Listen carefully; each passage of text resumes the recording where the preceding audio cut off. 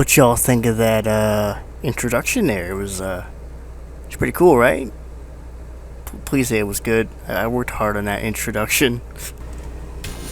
1971 Albany Buccaneer. Well, boys, the oil crisis hasn't quite hit us yet. So in the meantime, let's make ourselves some land yachts. Seriously though, this thing is gotta be the biggest car I've ever driven in GTA games. Well, as far as a passenger car. Bigger than the GTA 5 Virgo. Bigger than the Emperor. It's half the length of the bus and is longer than the GTA 4 Virgo. This truly is a boat of a car.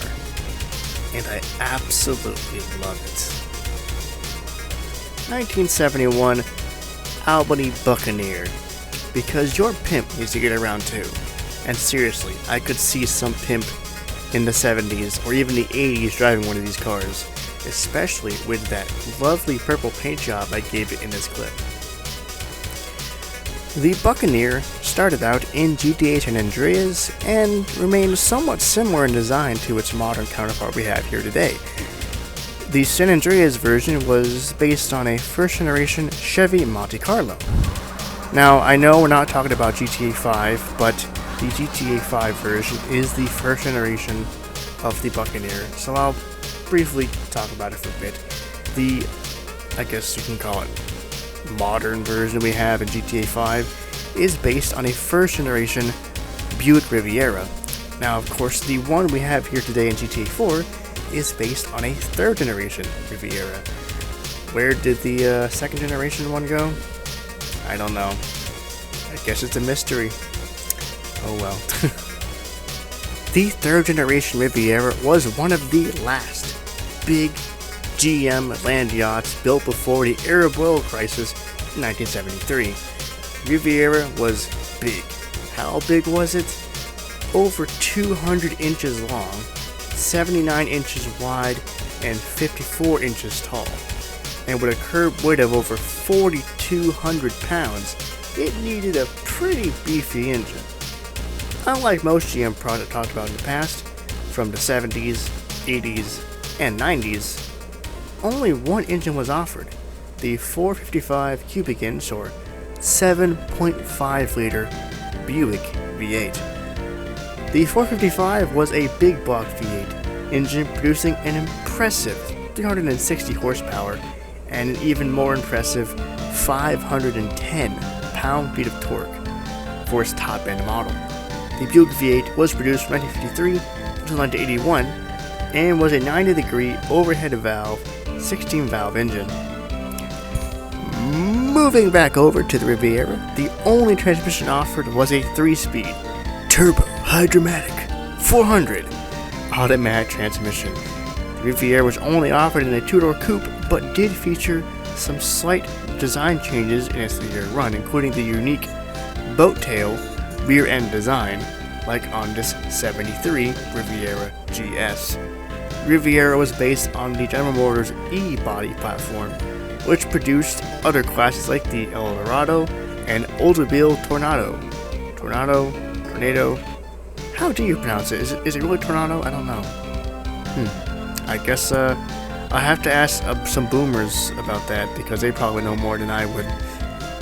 Moving back onto the Buccaneer, under the hood we have here what appears to be a single overhead cam V8. I imagine the engine here is very similar to the Riviera, judging by the sheer size of the front end and how much torque it has.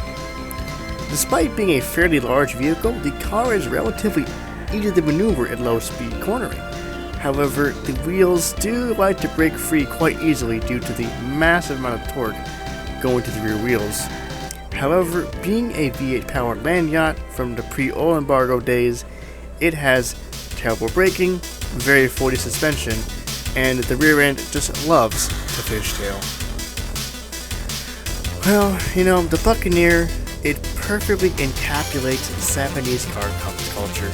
The large size of the cars, the bulbous, ugly, almost tacked on looking 5-mile-per-hour bumpers, and the weighty feeling of the car itself. It's beautiful.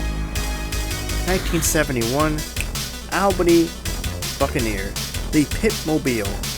of Liberty City. But there you have it, folks, the Albany Buccaneer. I had a lot of fun with this one because I've had a lot of fun with this car in the past. This is this very big car, but it is a lot of fun to drive. It kind of reminds me of the old Esperanto from the 3D universe a little bit, so I guess that's why I like it. And it's just so big. It's so big, dude. Like, what the hell? It shouldn't be this big. So, yeah, that's basically it. I hope y'all like the intro. It's kind of like a homage to like Lupin the Third and You and the Explosion Band, which is basically the same people who made the soundtrack to Lupin the Third, which is an anime. If y'all didn't know that, it's kind of not as popular as some of the other animes out there, but it's been around for a long time. It's been around since like the 60s, so it's pretty old. But yeah, that's pretty much it for this video. If you liked the video, hit the subscribe button. If you didn't like the video, then I don't know what to tell you.